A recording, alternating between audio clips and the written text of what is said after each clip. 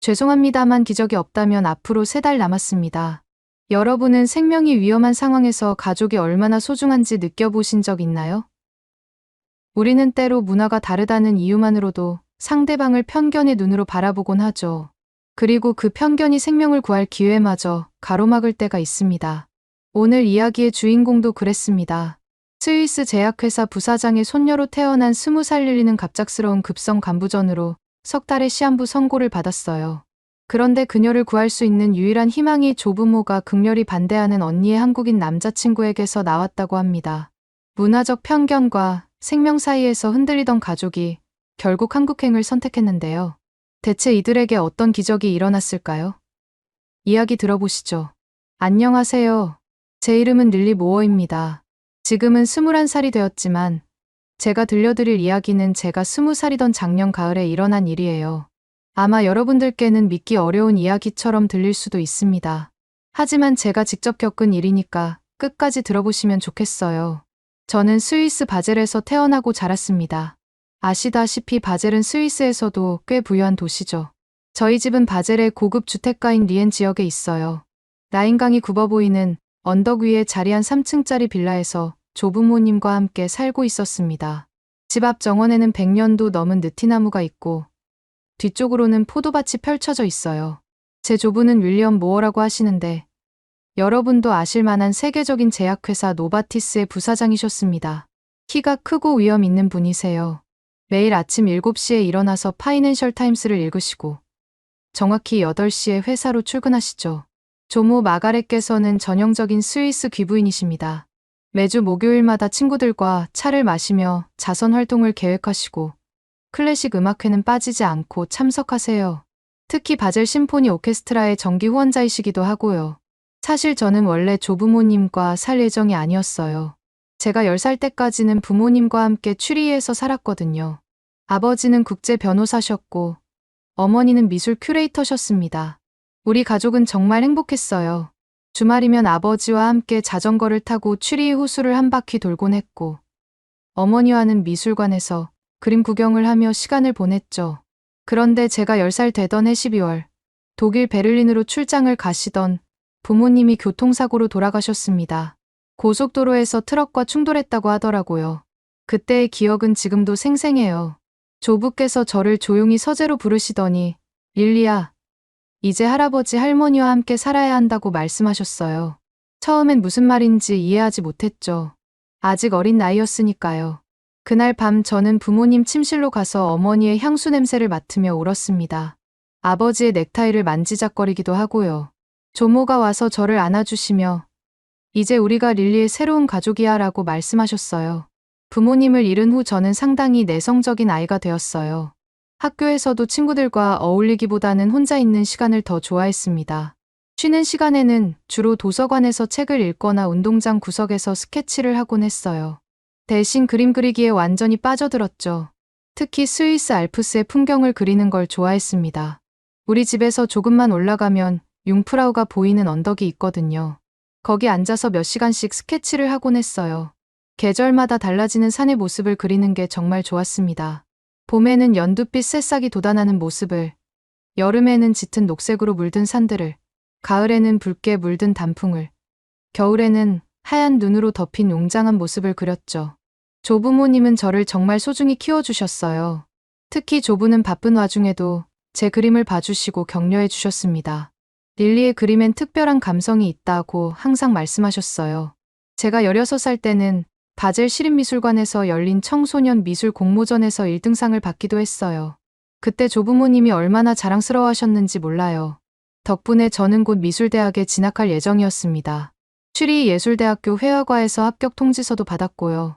입학 예정일은 다음 해 3월이었어요. 정말 기대하고 있었는데 캠퍼스도 둘러보고 앞으로 배우게 될 교수님들에 대해서도 조사해봤거든요. 고등학교 졸업반이던 그 해에는 거의 매일 그림을 그렸어요. 포트폴리오를 준비하느라 정신없이 바빴죠.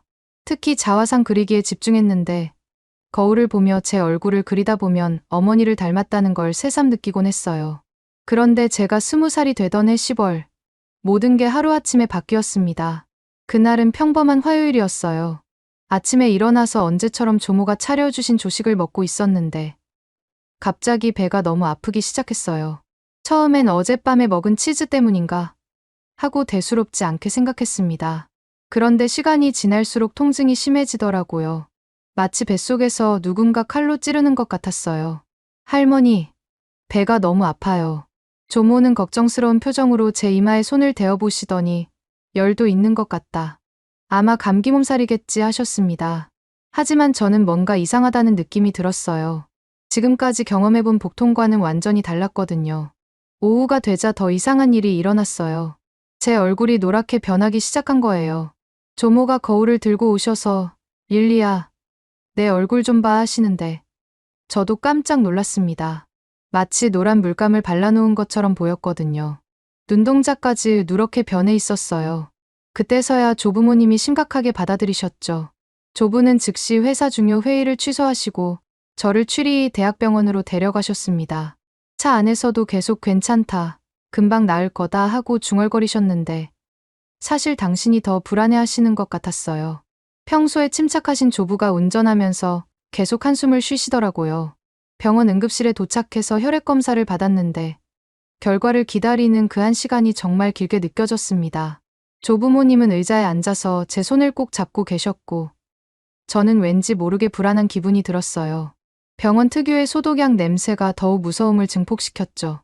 드디어 담당인 닥터 밀러가 나타났어요. 딱딱한 표정의 중년 남성이었는데 그분이 하신 말씀을 지금도 생생히 기억합니다. 검사 결과가 나왔습니다만 닥터 밀러는 잠시 말을 멈추더니 조부모님을 바라보며 계속했어요. 간 수치가 정상의 50배를 넘어섰습니다. 급성 간부전으로 진단됩니다. 그 순간 조모가 세상에 하고 소리를 지르셨어요. 조부는 얼굴이 새하얗게 변하시더라고요. 저는 사실 급성 간부전이 뭔지도 몰랐습니다. 그냥 간이 아프다는 건가 정도로만 생각했죠. 하지만 닥터 밀러의 다음 말을 듣고서야 사태의 심각성을 깨달았어요. 무증상 A형 간염이 급성 간부전으로 진행된 것 같습니다. 현재 간 기능이 거의 정지된 상태예요. 간이식 외에는 방법이 없습니다. 간이식이라니요. 저는 그때까지 간이식이라는 게 있다는 것도 몰랐어요. 그런데 그것만으로도 충분히 충격적이었는데 더 절망적인 소식이 따라왔습니다. 스위스에서는 적합한 뇌사자 기증자가 나타날 확률이 매우 낮습니다. 대기 시간이 최소 1년 이상이에요. 하지만 릴리 양의 상태로는 닥터 밀러가 잠시 말을 멈췄어요. 석 달을 넘기기 어려울 것 같습니다. 그 말을 듣는 순간 병실이 조용해졌습니다. 조모는 울음을 터뜨리셨고 조부는 주먹을 꽉 쥐고 계셨어요. 저는 아직 실감이 나지 않았어요. 석 달이라니 그게 무슨 의미인지 제대로 이해하지 못했거든요. 그날 밤 집에 돌아와서 조부가 전화를 걸기 시작하셨어요. 노바티스의 글로벌 네트워크를 총동원해서 세계 각지의 의료진들과 연락을 취하셨습니다. 런던, 뉴욕, 프랑크푸르트. 시차 때문에 밤새도록 전화벨이 울렸어요. 저는 침실에서 그 소리를 들으며 잠을 이루지 못했습니다. 하지만 돌아오는 답은 다 비슷했어요. 안타깝게도 현재로선 방법이 없습니다. 기적이 일어나지 않는 한 어려울 것 같습니다. 최선을 다해보겠지만 희망을 갖지 마세요. 조부의 목소리가 점점 지쳐가는 게 느껴졌어요. 그때 조부모님이 언니 에밀리에게 연락하셨습니다. 에밀리는 저보다 5살 많은 언니인데 제네바에서 의대 박사과정을 하고 있었거든요. 스위스 의대를 졸업하고 지금은 간담체 재생의학을 연구하고 있다고 했어요. 에밀리가 급하게 돌아왔을 때 저는 침대에 누워 있었습니다. 언니를 본 순간 눈물이 나더라고요. 어릴 때부터 언니만 보면 안심이 되곤 했거든요. 에밀리는 의학 지식이 있어서 제 상태를 정확히 파악할 수 있었어요. 릴리야, 괜찮을 거야. 언니가 제 손을 잡으며 말했습니다. 내가 방법을 찾을게. 그런데 언니도 뭔가 숨기는 게 있는 것 같았어요. 조부모님과 작은 목소리로 뭔가 이야기하더라고요. 나중에 안 일이지만 언니한테는 한국인 남자친구가 있었습니다. 한태준이라는 분이었는데 서울대 의대를 졸업하고 언니와 같은 연구소에서 박사과정을 하고 계셨대요. 문제는 조부모님이 그분과의 관계를 극렬히 반대하셨다는 거예요. 아시아인과의 결혼은 우리 가문에 어울리지 않는다면서요. 특히 조부는 아직 박사과정 학생일 뿐이라며 태준 씨의 미래를 불안하게 여기셨어요. 며칠 후 언니가 조용히 제게 말했습니다. 릴리야, 혹시 한국 의료진에 대해 들어본 적 있어? 저는 고개를 저었어요. 한국이라면 케이팝이나 드라마 정도만 알고 있었거든요. 한국은 간이식 분야에서 정말 뛰어나다고 해. 특히 생체 간이식 기술이 세계 최고 수준이래. 그때까지만 해도 저는 언니 말이 무슨 의미인지 잘 몰랐어요. 하지만 며칠 후 언니가 더 구체적인 이야기를 들려주셨습니다. 릴리야, 사실 내 연구실에 한국에서 온 선배가 있어. 언니가 조심스럽게 말을 꺼내더라고요. 그분이 한국의 간이식 기술에 대해 설명해 주셨는데 정말 놀라웠어. 성공률이 97% 이상이래. 제가 놀라서 정말이에요? 라고 물었더니 언니가 고개를 끄덕였어요. 그뿐만 아니라 생체 기증이라 대기 시간도 없다고 해. 가족 중에 적합한 기증자만 있으면 바로 수술이 가능하대. 태준 씨가 더 놀라운 이야기를 들려주었습니다. 한국은 생체 간이식 수술을 5,000건 이상 성공시킨 세계 유일한 나라예요. 특히 서울 아산병원은 세계에서 처음으로 2:1 생체 간이식이라는 혁신적인 수술법을 개발했어요. 한 명이 아니라 2명이 동시에 간의 일부를 기증하는 방식이라 더 많은 환자를 구할 수 있거든요. 저는 그런 기술이 존재한다는 것조차 몰랐어요. 그때서야 저도 조금씩 희망을 갖기 시작했습니다. 하지만 조부모님은 달랐어요. 조부가 아시아 의료를 어떻게 믿느냐며 펄쩍 뛰셨거든요. 에밀리야, 그런 근거 없는 소리에 현혹되지 마라. 우리는 유럽 최고의 의료진들과 상의하고 있잖니. 하지만 언니는 포기하지 않았어요. 며칠 후 언니가 더 놀라운 이야기를 들고 왔습니다. 할아버지, 제가 조사해봤는데요. 언니가 노트북을 들고 와서 자료를 보여드리더라고요. 한국의 간이식 생존율이 3년 기준 85%, 10년 기준 70%예요. 이건 유럽 평균보다 훨씬 높은 수치입니다. 조부가 안경을 쓰고 화면을 자세히 보시더니 표정이 조금 달라지셨어요. 정말인가? 이 자료들이 신뢰할 만한 건가? 서울 아산병원이라는 곳인데요. 아시아 최고의 간이식 센터라고 합니다. 특히 2만 건 이상의 간이식을 성공시킨 의료진이 있다고 해요. 그때 언니가 조심스럽게 말을 꺼냈습니다. 사실 제 연구실 선배분의 아버지가 바로 그 병원의 간이식 전문이세요. 조부모님이 깜짝 놀라셨어요. 조모가 누구 말이니? 라고 물으시니까 언니가 더욱 조심스럽게 대답했어요. 한태준이라는 분인데요. 박사과정 3년 차이고 정말 실력 있는 연구자예요. 그 순간 조부의 얼굴이 굳어지셨어요. 언니가 그동안 숨겨왔던 한국인 남자친구 이야기를 꺼낸 거니까요. 에밀리야, 설마 내가 그 동양인과 할아버지, 지금 그런 게 중요한가요? 언니의 목소리가 떨리기 시작했어요. 릴리를 구할 수 있는 방법이 있다는데요. 그날 밤 집안이 완전히 조용해졌습니다. 조부모님은 서재에서 오랫동안 대화를 나누셨고 언니는 자기 방에서 전화 통화를 하고 있었어요. 저는 침대에 누워서 창밖을 바라보며 생각했어요. 정말 한국에 가면 살 수 있을까? 이틀 후 언니가 제게 와서 말했습니다.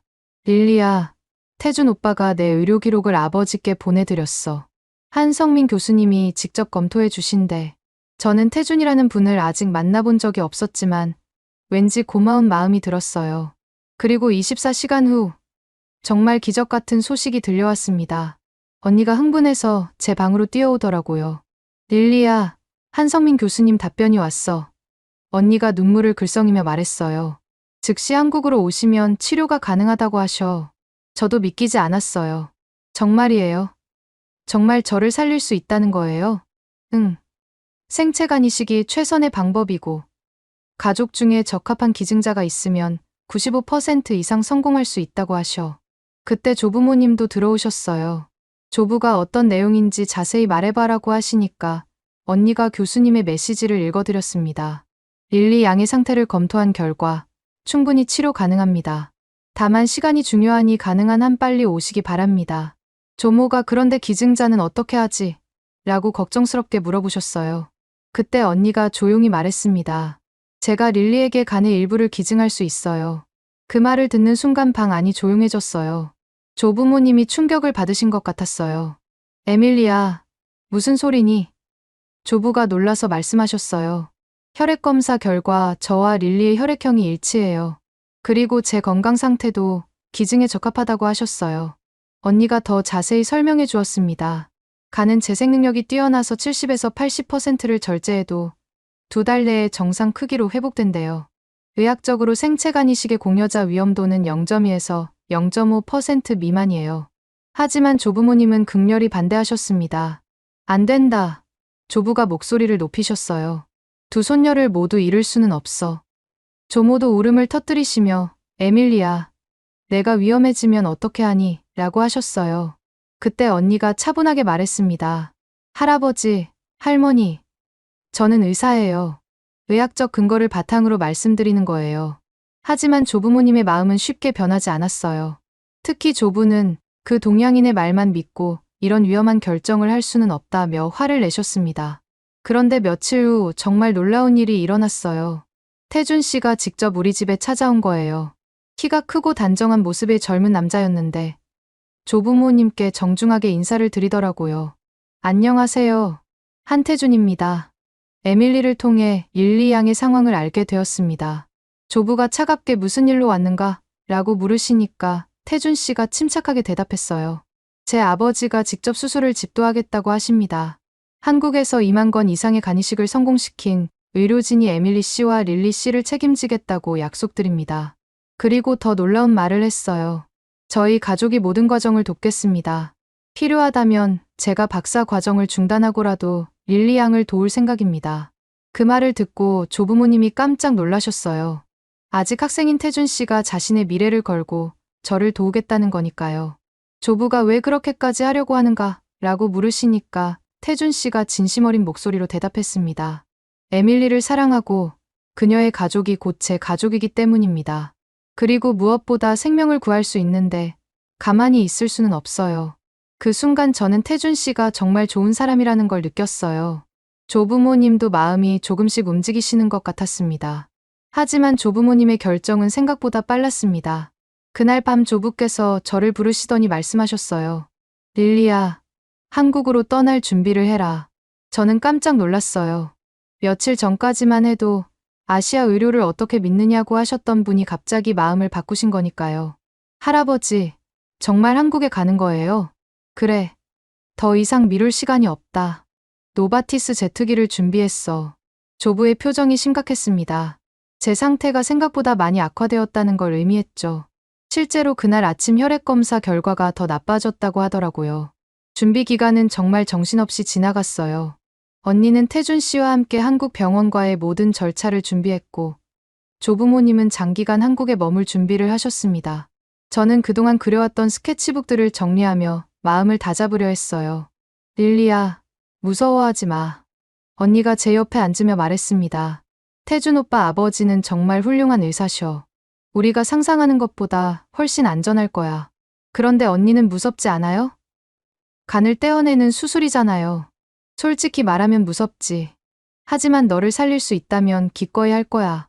언니의 말을 들으니 눈물이 났어요. 저 때문에 언니까지 위험해지는 게 너무 미안했거든요. 출발 전날 밤, 태준 씨가 우리 집에 왔습니다. 한국으로 먼저 가서 모든 걸 준비해 놓겠다고 하시더라고요. 제가 먼저 가서 아버지와 의료진들과 최종 점검을 하겠습니다. 그리고 릴리 가족분들이 편하게 지낼 수 있도록 모든 걸 준비해 놓을게요. 조부가 고맙소. 젊은이라고 말씀하시는데 이제는 진심으로 감사해 하시는 게 느껴졌어요. 태준 씨가 떠나기 전에 저에게 조용히 말씀하셨어요. 릴리 양, 걱정하지 마세요. 우리 아버지는 정말 실력이 뛰어나신 분이에요. 지금까지 실패한 적이 한 번도 없거든요. 정말이에요? 네. 그리고 한국 의료진들은 가족처럼 환자를 돌봐드려요. 금세 익숙해지실 거예요. 이틀 후 우리는 추리히 공항에서 한국행 비행기에 올랐습니다. 처음으로 아시아에 가는 거였어요. 비행기에서 12시간을 날아야 한다니 정말 지구 반대편까지 가는 거구나 싶었습니다. 비행기 안에서 저는 계속 창밖을 바라봤어요. 구름 위를 날아가는 게 마치 천국으로 가는 것 같다는 생각이 들었거든요. 혹시 이게 마지막 여행이 될까봐 모든 순간을 기억해 두려고 했어요. 릴리야, 뭘 그렇게 심각하게 생각해? 언니가 물어봤어요. 그냥 만약에 수술이 잘못되면 어떻게 하지 싶어서요. 그런 생각하지 마. 우리는 분명히 성공할 거야. 그리고 건강해져서 다시 스위스로 돌아갈 거고. 조부모님도 처음 가는 아시아 여행이라 긴장하고 계신 것 같았어요. 조부는 계속 한국 관련 자료를 읽고 계셨고, 조모는 한국어 회화책을 들여다보고 계셨거든요. 감사합니다가 감사합니다인가. 조모가 혼잣말로 중얼거리시는 모습이 귀여웠어요. 드디어 인천국제공항에 도착했을 때 정말 놀라웠습니다. 공항 자체가 하나의 도시 같았어요. 스위스 공항과는 규모가 완전히 달랐죠. 사람들도 정말 많았고 여러 나라 언어가 들렸어요. 입국 심사를 받고 나오니 태준 씨가 마중 나와 계셨어요. 그런데 혼자가 아니라 한 분이 더 계시더라고요. 안녕하세요. 저는 한성민입니다. 키가 크고 인자한 인상의 중년 남성이 유창한 영어로 인사를 건네셨어요. 바로 태준 씨의 아버지, 그 유명한 한성민 교수님이셨습니다. 직접 마중까지 나와 주시다니. 조부가 당황하며 말씀하셨어요. 환자를 직접 봐야 정확한 판단을 할 수 있어서요. 그리고 멀리서 오신 귀한 손님들을 어떻게 혼자 오시게 할 수 있겠습니까? 한 교수님의 첫인상은 정말 좋았어요. 따뜻하면서도 믿음직스러운 느낌이었거든요. 공항에서 병원까지 가는 동안 차창 밖 풍경을 보니 정말 신기했습니다. 스위스와는 완전히 다른 세상이었어요. 높은 아파트들이 빼곡히 늘어서 있고 도로에는 차들이 가득했죠. 무엇보다 사람들이 정말 많았어요. 한국은 참 역동적인 나라군요. 조부가 감탄하며 말씀하셨어요. 네, 빠르게 변화하는 나라입니다. 의료 기술도 그만큼 빠르게 발전하고 있고요. 한 교수님이 자랑스럽게 대답하셨어요. 서울 아산병원에 도착했을 때 저는 그 규모에 압도되었습니다. 정말 거대한 의료 도시 같았어요. 로비만 해도 웬만한 쇼핑몰보다 컸죠. 세상에, 이곳이 정말 병원인가요? 제가 놀라며 물었더니 태준 씨가 웃으며 대답하셨어요. 네, 아시아 최대 규모의 병원이에요. 매일 수만 명의 환자가 다녀가죠. 하지만 조부모님은 처음엔 이 복잡하고 시끄러운 분위기에 적응하기 어려워하셨어요. 스위스 병원의 조용하고 차분한 분위기와는 너무 달랐거든요. 병실로 안내받는 동안 저는 한국 병원의 독특한 문화를 경험했습니다. 복도에서 만난 다른 환자 가족들이 서로 인사하고 이야기를 나누더라고요. 어떤 분은 음식을 나눠주기도 하고요. 여기는 정말 가족적인 분위기네요. 언니가 신기해하며 말했습니다. 제 병실은 한강이 내려다 보이는 곳이었어요. 창밖으로 보이는 강과 다리들이 정말 아름다웠습니다. 특히 밤에 불이 켜진 모습은 마치 그림 같았어요. 그날 저녁 정말 놀라운 일이 일어났습니다. 태준 씨 어머니가 직접 음식을 준비해서 오신 거예요. 그런데 스위스 전통 음식들이었어요. 어떻게 이런 음식들을 아세요? 조모가 감동하며 물어보셨어요. 며칠 전부터 태준이에게 배웠어요. 낯선 곳에서 고생하실까 봐 익숙한 음식을 준비했습니다. 그 순간 조모의 눈에 눈물이 글썽였어요. 언어도 문화도 다른 한국 분이 이렇게까지 배려해 주신다는 게 정말 감동적이었나 봐요. 더 놀라운 건 독일어를 할 줄 아는 간호사까지 특별히 배치해 주셨다는 거였어요. 할머니, 불편한 게 있으시면 언제든지 말씀해 주세요. 간호사님이 유창한 독일어로 말씀하시니까 조모가 정말 놀라셨어요. 그날 밤 한 교수님이 직접 와서 수술에 대해 자세히 설명해 주셨습니다. 릴리 양의 상태를 정밀 검사한 결과 수술 성공 가능성이 98%입니다. 그렇게 높은가요? 조부가 놀라며 물어보셨어요. 네, 우리 병원에서는 이런 케이스를 수백 번 경험했어요. 특히 에밀리 양처럼 건강한 기증자가 있을 때는 성공률이 더욱 높아집니다. 한 교수님의 자신감 있는 설명을 듣고 조부모님도 많이 안심하셨어요. 수술 3일 전에는 정말 특별한 일이 있었습니다. 한 교수님이 조부를 따로 불러서 이야기를 나누신 거예요. 회장님, 딸을 구하고 싶은 아버지의 마음은 세계 어디나 같습니다. 그렇지요. 저도 태준이를 키우면서 많은 걱정을 했어요. 하지만 이번 일을 통해 깨달았습니다. 진정한 사랑 앞에서는 국경도 편견도 의미가 없다는 걸 말이에요. 조부가 깊은 한숨을 쉬시며 대답하셨어요. 제가 너무 편견에 사로잡혀 있었나 봅니다. 아닙니다. 가족을 걱정하는 마음은 당연한 거예요. 하지만 이제 보셨잖아요. 태준이가 에밀리를 얼마나 진심으로 사랑하는지 말이에요. 그 대화를 우연히 들은 저는 가슴이 뭉클했어요. 조부가 진짜로 마음을 열어가고 계신다는 게 느껴졌거든요. 수술 이틀 전 밤에는 정말 감동적인 일이 있었습니다. 한국 병원에서 만난 다른 환자 가족들이 저를 위해 작은 파티를 열어준 거예요. 릴리야 화이팅! 모르는 사람들이 제 이름을 부르며 응원해 주시는 모습을 보니 눈물이 났어요. 이런 게 바로 한국 사람들의 정이구나 싶었습니다. 수술 전날 밤, 저는 그동안 그려온 스케치북을 언니에게 건네며 말했어요. 언니, 만약 내가 안 되면 이걸 태준 오빠에게 줘. 무슨 소리야. 넌 분명히 괜찮을 거야. 아니에요. 정말 안 될 수도 있잖아요. 이 스케치북에는 우리 가족을 구해주려고 노력해준 분들에 대한 고마운 마음을 담았어요. 스케치북에는 태준 씨와 언니가 함께 웃고 있는 모습, 한 교수님이 자상하게 설명해 주시는 모습, 그리고 한국에서 만난 따뜻한 사람들의 얼굴들이 그려져 있었어요. 특히 마지막 페이지에는 두 가족이 손을 잡고 있는 그림이 있었습니다. 스위스의 알프스와 한국의 한강이 하나로 이어지는 배경 속에서 말이에요. 그날 밤 조부가 태준 씨를 병원 옥상으로 부르셨어요. 서울의 야경이 내려다 보이는 곳이었죠. 젊은이, 내가 잘못 생각했었소. 아닙니다, 회장님. 아니야, 내가 편견에 사로잡혀서 당신의 진심을 몰라봤어. 그동안 에밀리와 릴리를 위해 애써준 것. 정말 고맙소. 당연한 일을 했을 뿐입니다. 에밀리를 잘 부탁하오. 그리고 우리 가족이 되어줘서 고맙소. 두 분이 악수를 나누시는 모습을 창문 너머로 본 저는 정말 행복했어요. 드디어 조부가 태준 씨를 진정한 가족으로 받아들이신 거니까요. 수술 당일 아침, 병원은 이른 시간부터 분주했습니다. 20명의 의료진이 두 개의 수술실에서 동시에 준비를 시작했어요. 릴리야, 무서워하지 마. 모든 게 잘 될 거야. 언니가 수술실로 들어가기 전 제 손을 꼭 잡으며 말했어요.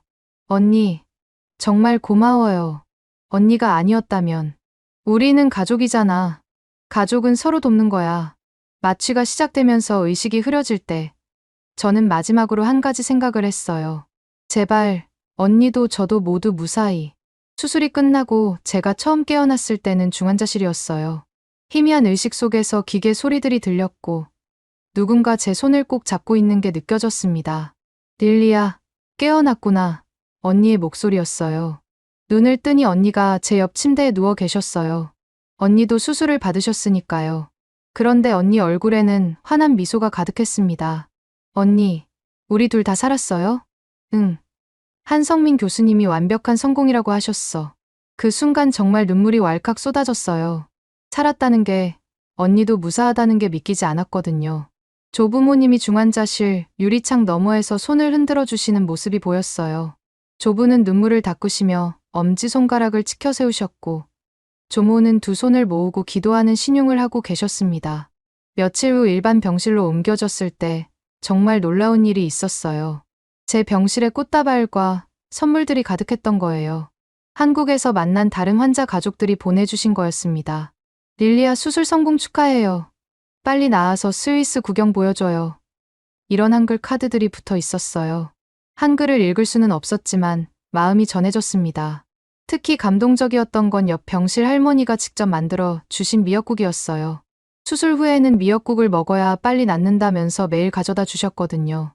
할머니, 정말 감사합니다. 제가 서툰 한국말로 인사를 드렸더니 할머니가 눈물을 글썽이시더라고요. 이 착한 아가씨야. 우리나라 와서 고생 많았지? 언어는 통하지 않았지만 마음은 통했어요. 이런 게 바로 사람 사는 정이구나 싶었습니다. 회복 기간 동안 가장 놀라웠던 건 제 몸이 변화였어요. 새로운 간이 들어온 후 정말 다른 사람이 된 것 같았거든요. 그동안 얼마나 아팠는지 이제야 알겠더라고요. 릴리야, 안색이 완전히 달라졌어. 언니가 신기해하며 말했어요. 정말 그랬어요. 거울을 보니 노랗던 얼굴이 분홍빛으로 변해 있었고 무엇보다 오랫동안 느끼지 못했던 활력이 돌아왔습니다. 한성민 교수님이 회진을 돌 때마다 이렇게 빨리 회복되는 경우는 드물다며 감탄하셨어요. 언니도 일주일 만에 퇴원할 수 있었고요. 퇴원 후에도 저희는 한 달 정도 더 한국에 머물렀습니다. 정기검진도 받아야 했고 무엇보다 조부모님이 한국 문화를 더 경험해 보고 싶어 하셨거든요. 그 기간 동안 정말 특별한 경험들을 했어요. 태준 씨 가족이 서울 곳곳을 안내해 주셨는데 그 과정에서 조부모님의 마음이 완전히 달라지는 걸 볼 수 있었습니다. 경복궁에 갔을 때 조부가 이런 아름다운 문화유산이 있다니 놀랍다고 감탄하셨어요. 특히 한복을 입고 사진을 찍을 때는 조모가 정말 즐거워하셨습니다. 마가렛, 당신이 한복을 입으니 한국 사람 같네요. 조부가 웃으며 말씀하시니까 조모가 수줍어 하시더라고요. 그런데 가장 인상적이었던 건 남대문 시장에 갔을 때였어요. 태준 씨 어머니가 김치 담그는 법을 가르쳐 주셨는데 조부모님이 정말 신기해하셨거든요. 세상에 이렇게 복잡한 과정을 거쳐서 만드는 거였군요. 조모가 놀라며 말씀하셨어요. 어머니, 이제 스위스에 가서도 김치를 담글 수 있으시겠어요. 태준 씨 어머니가 웃으며 대답하셨죠. 그날 저녁 조부모님과 태준 씨 부모님이 함께 식사를 하시는 모습을 보니 정말 가족 같았어요. 문화는 달라도 서로를 아끼는 마음은 똑같다는 걸 느꼈습니다. 특히 한 교수님과 조부가 나누신 대화는 정말 인상적이었어요. 회장님, 의술에는 국경이 없습니다. 환자를 살리려는 마음 앞에서는 동서양이 따로 없어요. 그렇습니다. 이번 일을 통해 많은 걸 배웠어요. 편견이 얼마나 무서운 건지 깨달았습니다. 저희도 마찬가지예요. 서로 다른 문화가 만나면 더 아름다운 조화를 이룰 수 있다는 걸 릴리 가족을 통해 배웠어요. 두 분이 진심으로 대화하시는 모습을 보니 가슴이 뭉클했어요. 그리고 드디어 그날이 왔습니다. 조부가 태준 씨를 정식으로 가족으로 인정하는 날 말이에요. 서울에 있는 전통 한옥에서 두 가족이 모였습니다. 정말 아름다운 곳이었어요. 마당에는 연못이 있고 처마 끝에는 바람에 흔들리는 풍경이 달려 있었죠. 조부가 태준 씨 앞에 서서 말씀하셨어요. 젊은이, 그동안 내가 당신을 오해했소. 정말 미안하오. 아닙니다, 회장님. 저를 걱정하시는 마음을 이해합니다. 아니야, 내가 편견에 사로잡혀 있었어. 진정한 사랑과 가족의 가치는 국경을 초월한다는 걸 이제야 깨달았소. 조부가 태준 씨의 손을 꼭 잡으며 계속 말씀하셨어요. 당신은 우리 에밀리에게 최고의 남자이고 우리 가족에게는 생명의 은인이오. 부디 에밀리와 행복하게 살아주시오. 그 순간 태준 씨가 깊이 고개를 숙이며 대답했습니다. 평생 에밀리를 소중히 모시겠습니다. 그리고 릴리도 제 진짜 여동생처럼 아끼겠어요. 저는 그 말을 듣고 태준 오빠라고 외치며 달려가서 안겼어요. 정말 오빠가 생긴 기분이었거든요. 조모도 울면서 태준 씨를 껴안으셨어요. 이제 정말 우리 가족이 되었구나. 그날 저녁 두 가족이 함께 촬영한 사진은 지금도 제 책상 위에 있어요. 한복을 입은 우리 가족과 한국 전통 옷을 입은 태준 씨 가족이 함께 웃고 있는 모습이죠. 한국에서의 마지막 날, 저는 특별한 선물을 준비했습니다. 그동안 그려왔던 스케치북을 태준 씨에게 드린 거예요.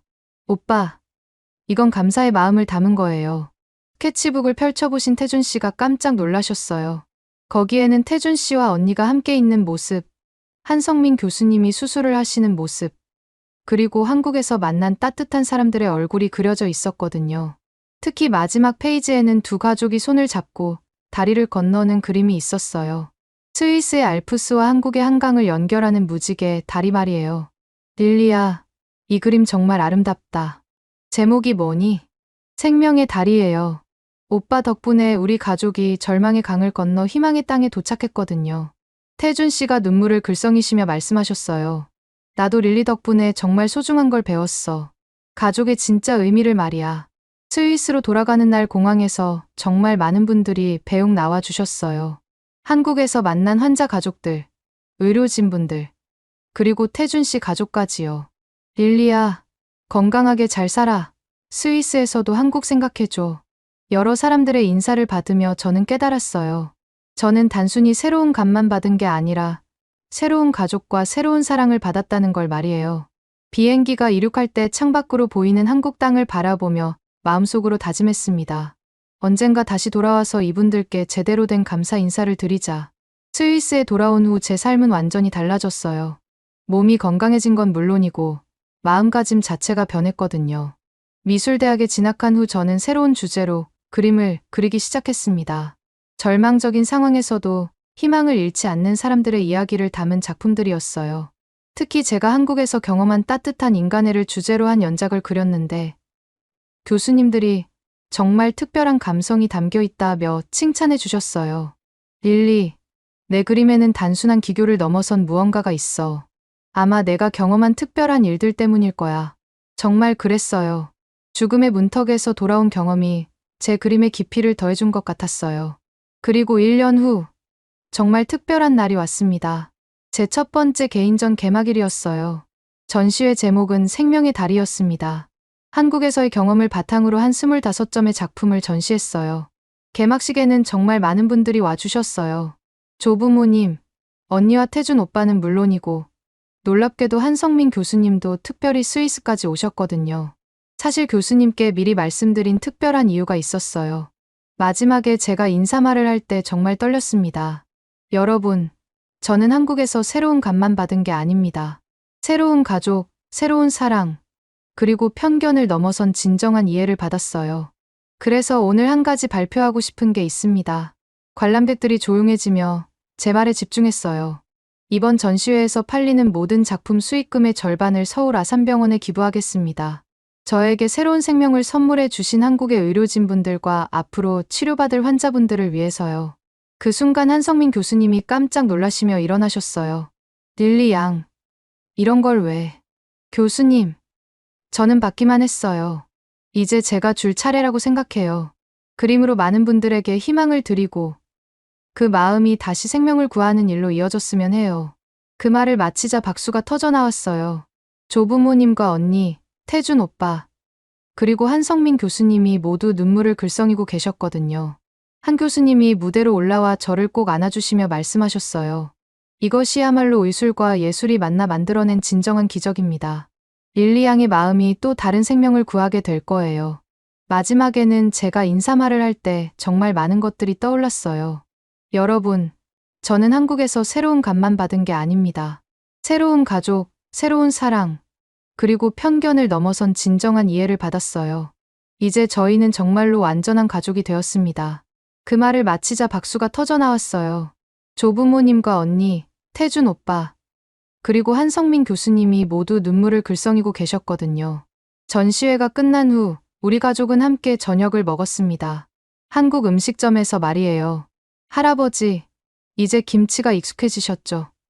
제가 웃으며 물었더니 조부가 크게 웃으셨어요. 그럼, 이제 김치 없으면 안 되겠어. 그 모습을 보며 저는 깨달았어요. 진정한 가족이란 피로 연결된 관계가 아니라 마음으로 연결된 관계라는 걸 말이에요. 지금도 저는 매일 그림을 그리고 있어요. 그리고 언젠가 다시 한국에 가서 저를 살려주신 분들께 더 큰 감사를 표현하고 싶습니다. 태준 오빠와 언니는 내년에 결혼식을 올릴 예정이에요. 스위스와 한국에서 2번 할 거라고 하더라고요. 정말 기대됩니다. 두 가족이 하나가 되는 또 다른 축제가 될 테니까요. 오늘의 이야기는 여기까지입니다. 마음에 드셨다면 구독과 좋아요 잊지 말고 한 번씩 눌러주세요. 소중한 시간 함께 해주셔서 진심으로 감사드리고 앞으로도 더 깊은 이야기로 여러분을 찾아뵐게요. 오늘 찾아뵐게요. 오늘 찾아뵐게요. 오늘 찾아뵐게요. 오늘 찾아뵐게요.